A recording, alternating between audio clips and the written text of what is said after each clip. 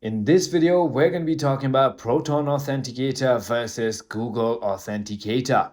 So there are a bunch of things we're going to be discussing on this video. We're going to be talking about pros and cons on all different devices, on all platforms, and everything else. So I'm just going to go ahead and start explaining. So Proton Authenticator offers several advantages over Google Authenticator, including end-to-end encrypted sync, a cross-platform desktop and mobile app, and no ads or tracking.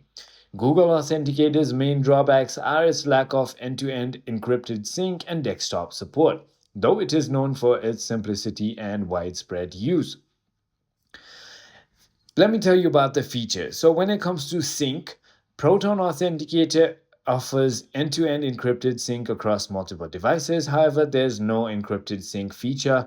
Codes are not synced between devices by default on Google Authenticator.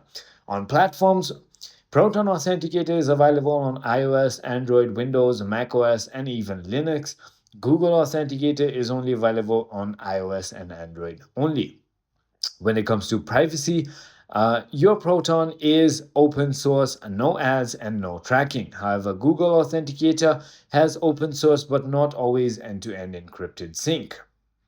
User experience, Proton Authenticator is seamless transition from other apps with direct import support, and Google is also very simple and easy to use. So those are the pros and cons of both the application. You can simply go ahead and choose whatever you like. I hope this video was helpful to you. If it was, hit that like button and I'll see you on the next